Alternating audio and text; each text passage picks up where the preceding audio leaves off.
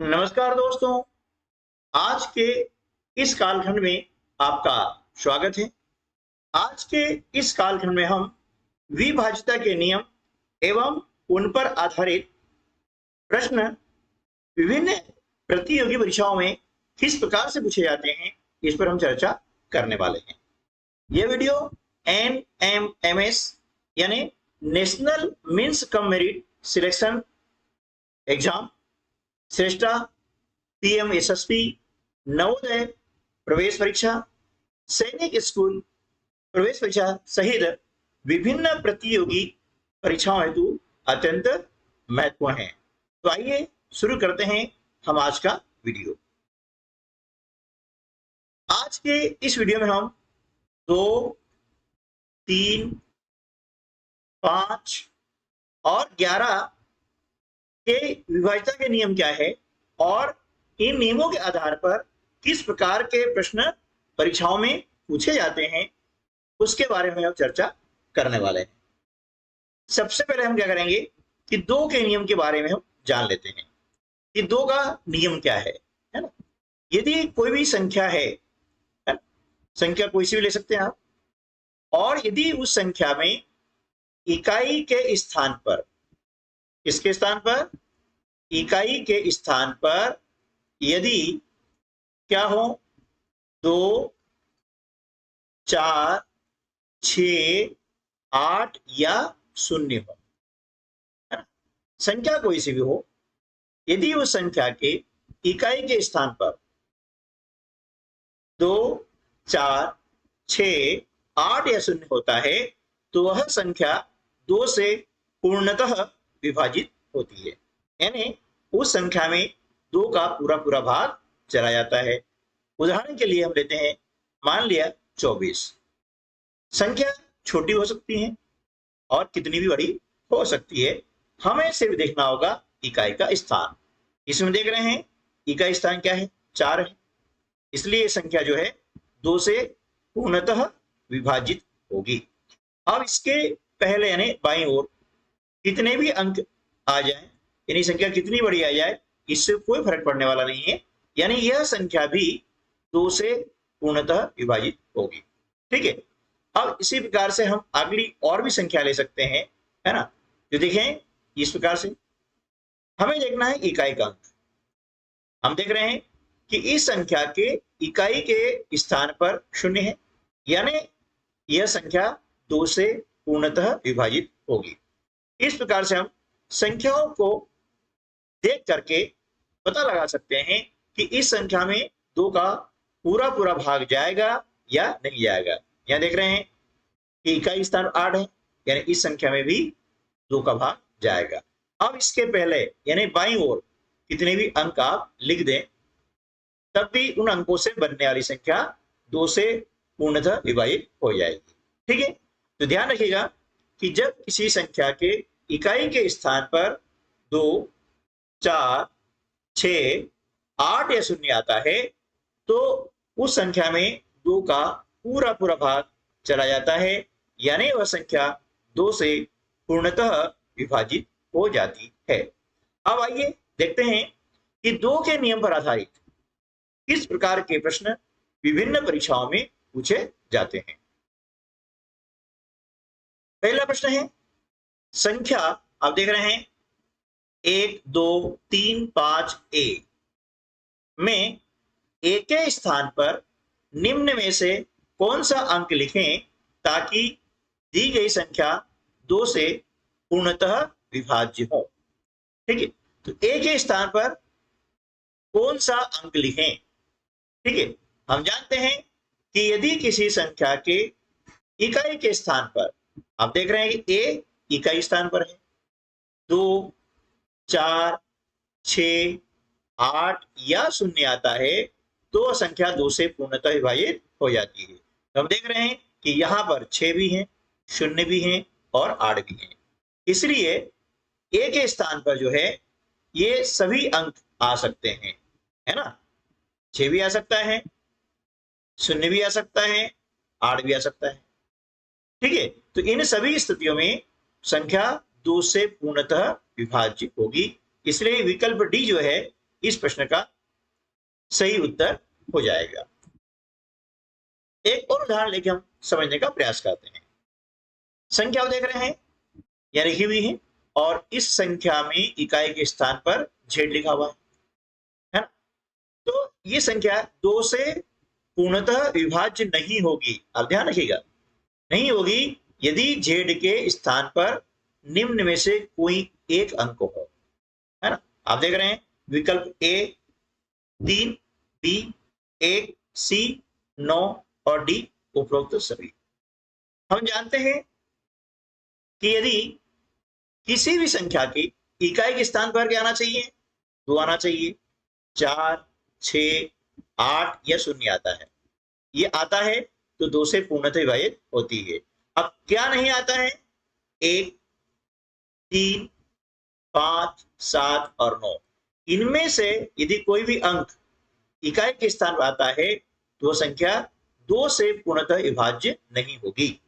ठीक है, तो हम देख रहे हैं यहां पर कि 1 भी है, 3 और 9 है, यानी इनमें से कोई भी एक अंक हम यहां पर ली देते हैं तो ये संख्या 2 से पूर्णतः विभाजित नहीं होगी। इसलिए यहां पर भी विकल्प डी जो है इस प्रश्न का सही उत्तर हो जाएगा कि इनमें से कोई भी एक अंक आप लिख देंगे तो इससे जो बनेगी संख्या वह 2 से पूर्णतः विभाजित नहीं होगी।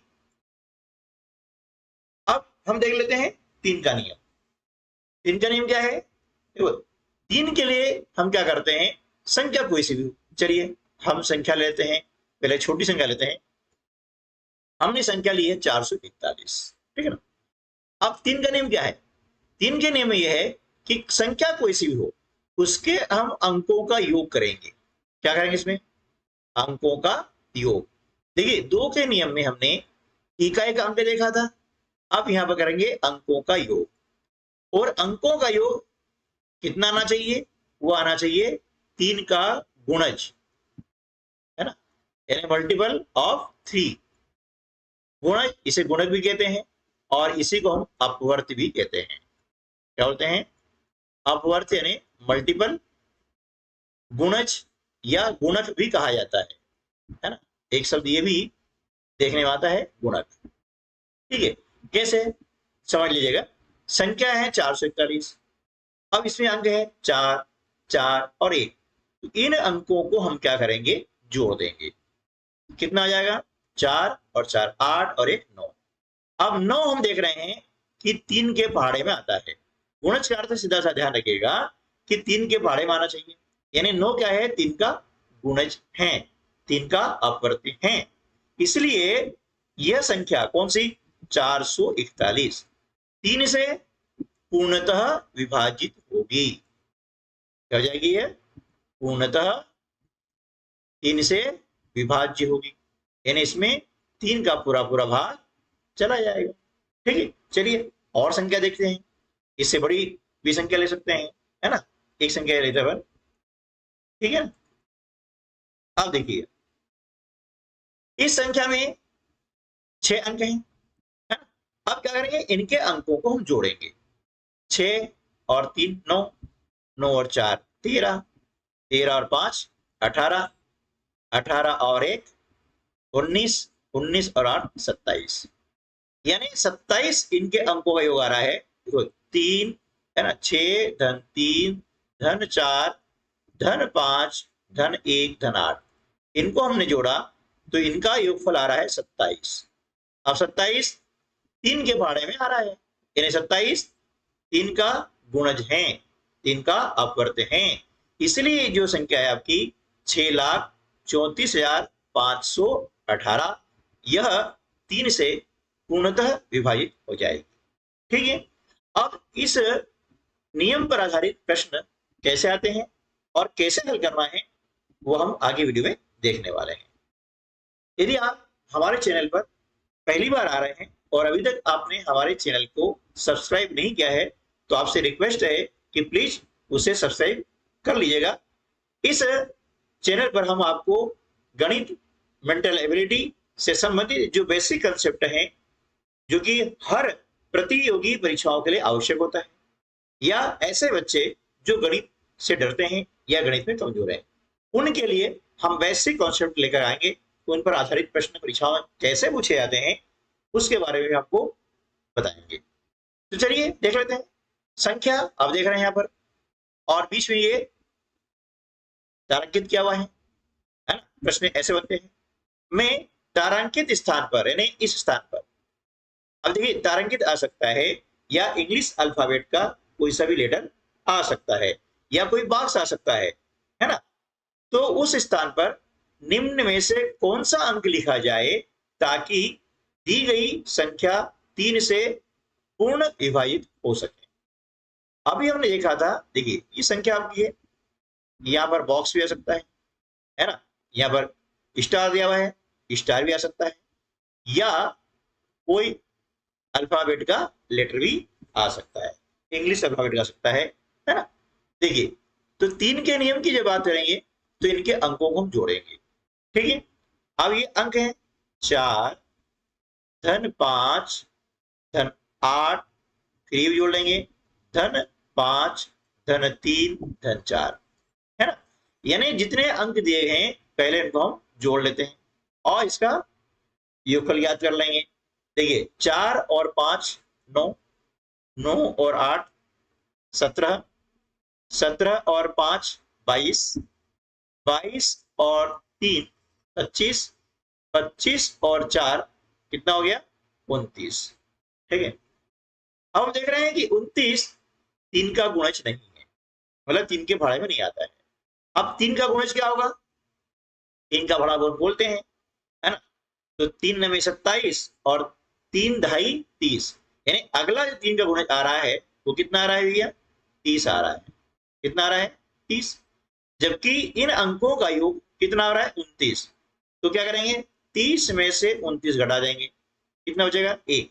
यानी यहाँ पर जो बॉक्स बना हुआ है ये चाहे स्टार बना हुआ हो इस प्रकार से, है ना, स्टार बन जाए या कोई इंग्लिश अल्फाबेट का लेटर दिया जाए, तो इसके स्थान पर क्या आएगा 1 आएगा, ठीक है। तो विकल्प बी जो है इस प्रश्न का सही उत्तर हो जाएगा। चलिए एक और उदाहरण लेते हैं और उसके द्वारा इसको समझने का प्रयास करते हैं। z का मान क्या होगा यदि ये संख्या है 3 से विभाज्य है, ठीक है। इस संख्या को हमने लिख लिया।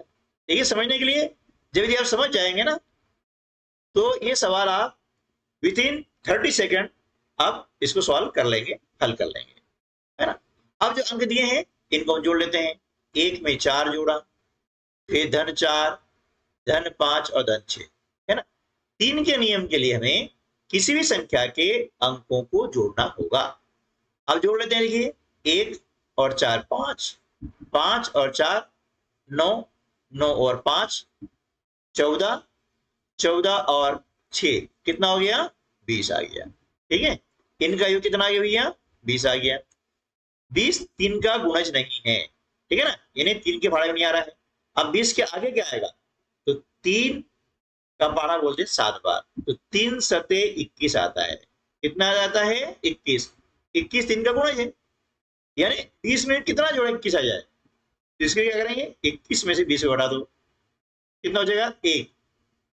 यानी z का मान क्या हो जाएगा, z का मान हो जाएगा 1। विकल्प बी इस प्रश्न का सही उत्तर हो जाएगा, ठीक है। चलिए अब हम बात कर लेते हैं 5 से विभाज्यता के नियम के बारे में। 5 का नियम क्या है, कोई भी संख्या है और उस संख्या के इकाई के स्थान पर, कौन से स्थान पर, इकाई के स्थान पर, है ना, क्या होना चाहिए, इकाई के स्थान पर होना चाहिए 5 या 0। क्या होना चाहिए 5 या 0। किसी भी संख्या के इकाई के स्थान पर 5 या 0 हो तो वह संख्या 5 से पूर्णतः विभाजित हो जाती है। जैसे देखिए 10, है ना, और बड़ी संख्या लेंगे 100, ठीक है ना, 105, 125, 6025, है ना, और बड़ी संख्या ले सकते हैं। कितनी बड़ी संख्या ले लीजिए इस प्रकार से, हमें केवल देखना है इकाई का अंक, ठीक है ना। आप देख रहे हैं जब इकाई के स्थान पर 5 या 0 आता है तो वो संख्या 5 से पूर्णतः विभाजित हो जाती है, यानी उस संख्या में 5 का पूरा पूरा भाग चला जाएगा। चलिए अब बात कर लेते हैं 9 का नियम क्या बोलता है ना, कि 9 से विभाज्यता कैसे हम देखें। देखिए, जैसे नियम 3 का है उसी प्रकार का नियम 9 का भी है। ठीक है, उसी प्रकार से नियम क्या है, 9 का भी है। इसमें भी हम क्या करते हैं, अंकों का योग करते हैं। क्या करते हैं, अंकों का योग। और अंकों का योग होना चाहिए 9 का गुणज। क्या होना चाहिए, 9 का गुणज, यानी अपवर्त, जिसे हम कहते हैं इंग्लिश में मल्टीपल, है ना। और गुणक भी इसका नाम होता है ना, एक नाम क्या होता है, गुणक। ठीक है ना, तो 9 का गुणक हो या 9 का गुणज हो या 9 का अपवर्ती हो। ठीक है ना। अब देखिए, जैसे हमने अभी देखा था कि संख्या कोई से भी हो, ये देखिए है ना।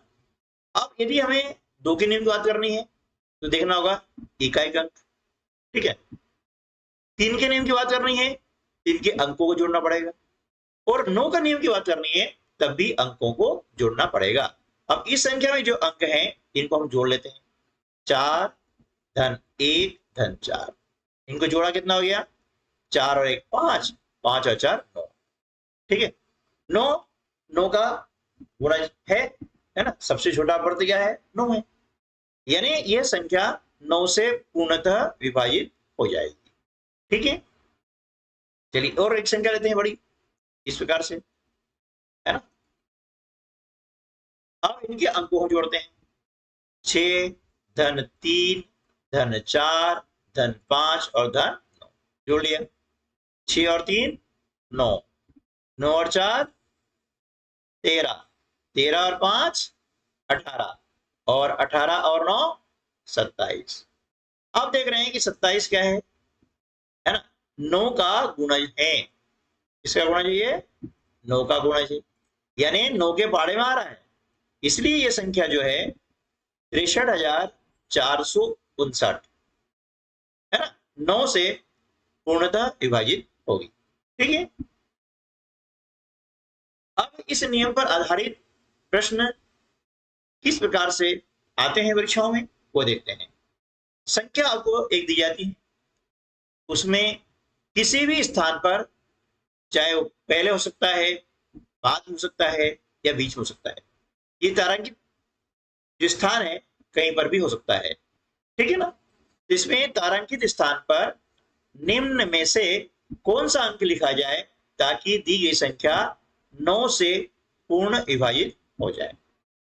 ठीक है, अब इस संख्या में बात करते हैं तो 458 लिखा हुआ है, उसके पश्चात क्या है, या तो बॉक्स है यानी खाली स्थान है इसके, या फिर यहाँ पर स्टार आ सकता है, या फिर कोई लेटर आ सकता है ना। और उसके बाद लिखा हुआ है 534, है ना, संख्या काफी बड़ी है।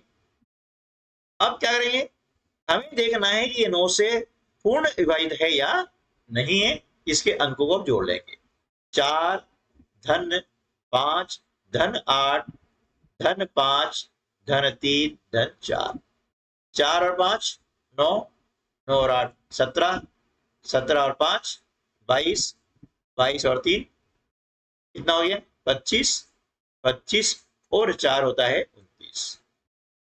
अब देख रहे हैं कि 29 9 का गुणज नहीं है, 9 का अपवर्त नहीं है, तो 29 के आगे संख्या कौन सी है ना, तो 9 का बड़ा बोलते हैं, तो 9 × 27 और 9 चौके 36 आता है। अगला गुणज कितना आता है, 36 आता है, तो 36 में से 29 को घटा देंगे आप। ठीक है ना, तो क्या आ जाएगा 7। ठीक, तो ये 7 जो है इस स्थान पर आएगा। अब यहां पर स्टार हो सकता है, ठीक है, इस प्रकार से बॉक्स भी आ सकता है, तो इसका मान हो जाएगा। इसलिए विकल्प सी जो है इस प्रश्न का सही उत्तर हो जाएगा। ठीक है, चलिए एक और प्रश्न लेते हैं और इसके माध्यम से समझने का प्रयास करते हैं। यदि y संख्या, अब देख रहे हैं कि सैकड़े के स्थान के अंक को प्रदर्शित करता है तथा यह संख्या 9 से विभाजित है, तो y का मान क्या होगा। इस प्रकार से प्रश्न परीक्षा में आते हैं। तरीका वही है, देखिए ये हमने देखा 85 लिखा, फिर y लिखा हुआ है और फिर 91 लिखा हुआ है। जब बात आती है 9 से विभाजन की, इसके अंकों को जोड़ा जाता है, तो 8 और 5 13, 13 और 9 22, 22 और 23, ठीक है। अब 9 का अगला गुणज क्या हो जाएगा, 9 दुनिया 18, 9 तिया 27, अगला गुणज क्या है 27 है, तो 27 में से हम 23 को माइनस कर देंगे, तो यह कितना आएगा, 7 में से 3 घटाते हैं तो 4, 2 में 2 घटाए तो 0, यानी 4 आता है। इस प्रकार से विकल्प सी जो है इस प्रश्न का सही उत्तर हो जाएगा। एक प्रश्न और लेते हैं। देखिए यदि ये संख्या आपको दी गई है जो कि 9 से विभाज्य है, तब x धन y धन z का कम से कम मान क्या होगा। ठीक है, आप देखिए जब बात और 9 की बात करते हैं तो योग आना चाहिए 9 का गुणज। अब ऐसे प्रश्न हल करने के लिए जो अंक दिए जाते हैं पहले उनको हम जोड़ते हैं, तो देखिए 4 और 3 कितने हुए 7, 7 और 6 13, ठीक है। अब 9 की हम बात कर रहे हैं तो 9 का अगला गुणज क्या होगा, 9 दूनी 18, ठीक है ना, 9 दूनी 18। अब 18 में से हम क्या करेंगे, 13 को माइनस कर देंगे, घटा देंगे, कितना हो जाएगा 5, ठीक है ना। तो यहां पर ऑप्शन सी जो है इस प्रश्न का उत्तर हो जाएगा, क्योंकि इन तीनों का योग कितना होगा 5 होगा, ठीक है ना। अब बात कर लेते हैं 11 के नियम की, है ना, कि 11 से विभाज्यता कैसे होगी। संख्या कोई सी भी हो और इसमें दो चीज ध्यान रखनी है ना।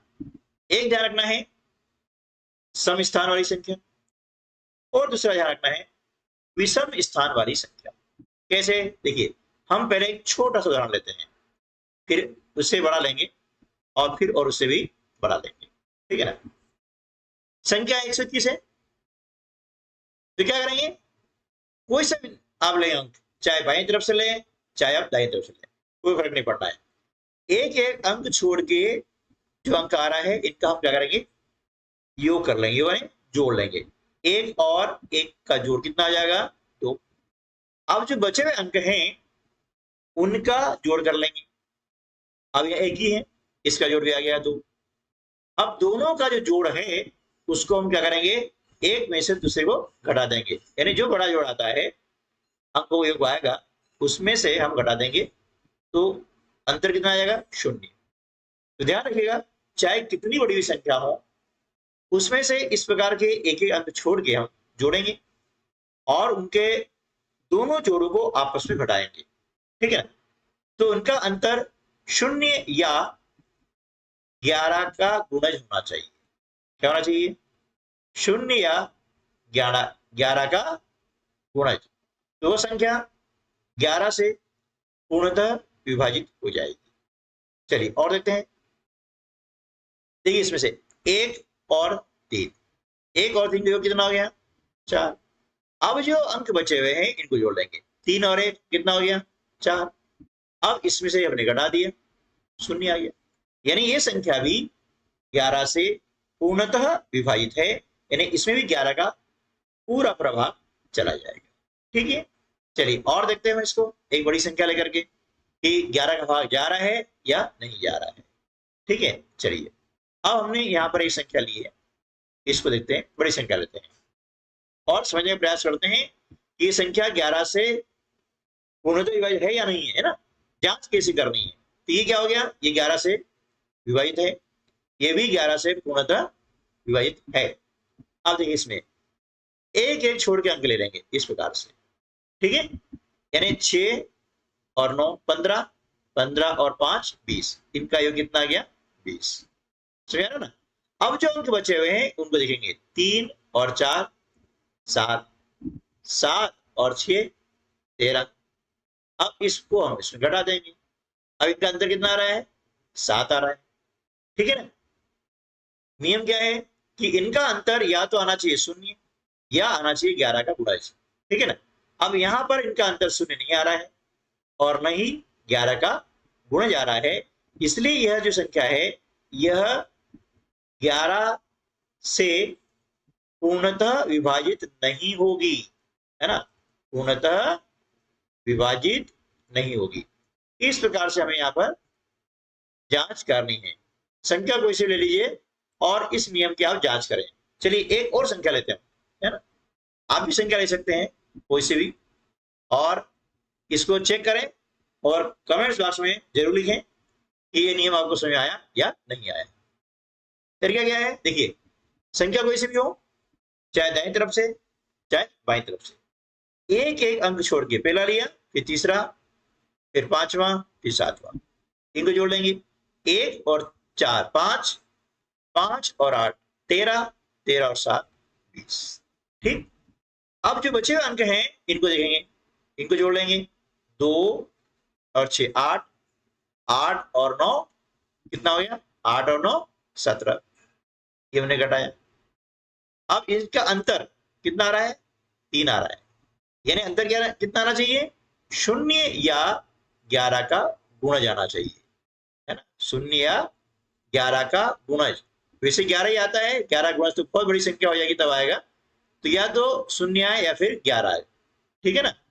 11 गुणज मतलब 11 22 33 44, है ना, इतना। तो संख्या 11 से पूर्णतः विभाजित होगी, अन्यथा नहीं होगी। अब ये संख्या 11 से पूर्णतः विभाजित नहीं है, ठीक है। चलिए अब इस पर आधारित प्रश्न कैसे आते हैं उसके बारे में डिस्कस करने वाले हैं। देखिए ये प्रश्न है, यदि आपको संख्या दी 11 का गुणज है जहां a एक अंक है, तो a का मान क्या होगा।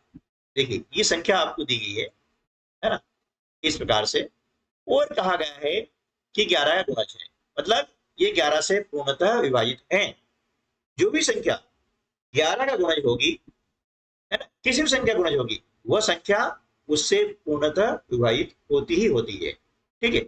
नियम वही है, कौन सा, देखिए, पहला अंक लेंगे, फिर तीसरा, पांचवा, सातवां, इस प्रकार से एक ही छोड़ के, ये पहला, ये तीसरा, ये पांचवा, इनको जोड़ लीजिए।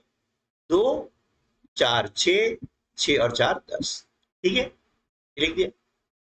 अब जो शेष बचे हुए हैं ना, उन अंकों को हम देखेंगे।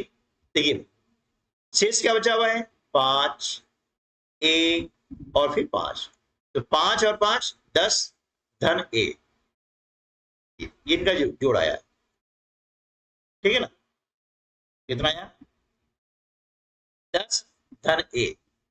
यानी यहां पर हम देख रहे हैं कि दोनों का अंतर कितना आना चाहिए, या तो शून्य आना चाहिए या फिर 11 का गुणज आना चाहिए, ठीक है ना, 11 का गुणज आना चाहिए।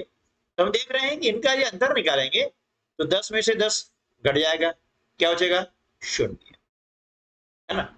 और 10 में यदि शून्य जोड़ते हैं, 10 में यदि हमने शून्य जोड़ा तो ये फल कितना आएगा, 10 आएगा, है ना। 10 में शून्य जोड़ेंगे तो ये फल 10 ही आएगा, यानी यहां पर एक स्थान पर क्या आएगा, शून्य आएगा, ठीक है।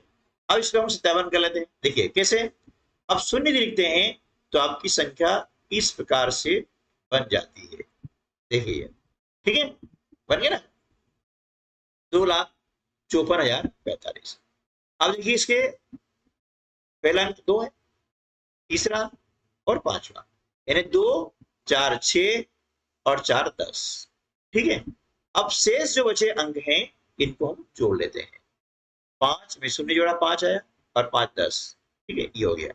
अब 10 में 10 घटाया तो शून्य आ गया, यानी ये संख्या 11 गुणज है, अर्थात 11 से पूर्णतः विभाजित है, ठीक है ना। इस प्रकार से आप उसको चेक भी कर सकते हैं नियम को, और जब प्रैक्टिस आपकी हो जाएगी तो ये सवाल आप जो है with in 30 second you can solve, ठीक है ना। चलिए नेक्स्ट एक प्रश्न और लेते हैं। यदि एक संख्या ये आपको दी है 11 से विभाज्य है, तो x धन y का मान क्या होगा, ठीक है ना। अब देखिए यहाँ पर संख्या है इस प्रकार से, ये x, y और 4 लिखा हुआ है।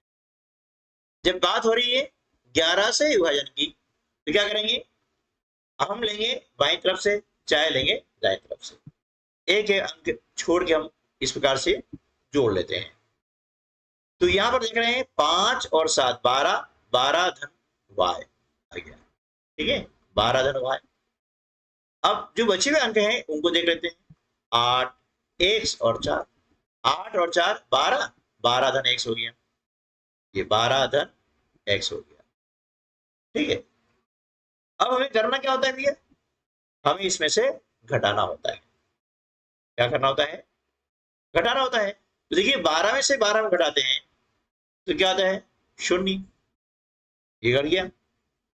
अब यहां पर भी इनका अंतर कितना आना चाहिए, 0 आना चाहिए। तो अंतर 0 कब आएगा, जब इनका मान 1 होगा। तो 1 में से 1 घटाते हैं तो 0 आता है, ठीक है। तो ये हमारा, यानी ये यदि है आप क्या लिखते हैं, 1 लिखते हैं और यहां पर भी 1 लिखते हैं, तो क्या होगा, इनका अंतर 0 हो जाएगा। हमसे पूछा गया है x धन y, यानी x स्थान पर भी हम 1 लिखेंगे और y के स्थान पर भी 1 लिखेंगे, तो इनका योगफल कितना आ जाएगा, 2, ठीक है। तो x धन y का मान कितना हो जाएगा, 2 हो जाएगा। यानी विकल्प बी जो है इस प्रश्न का सही उत्तर होगा। ठीक है दोस्तों, तो आज की वीडियो में बस इतना ही। मिलते हैं अगले वीडियो में ऐसे ही प्रश्नों के साथ में। तब तक के लिए नमस्कार, जय हिंद।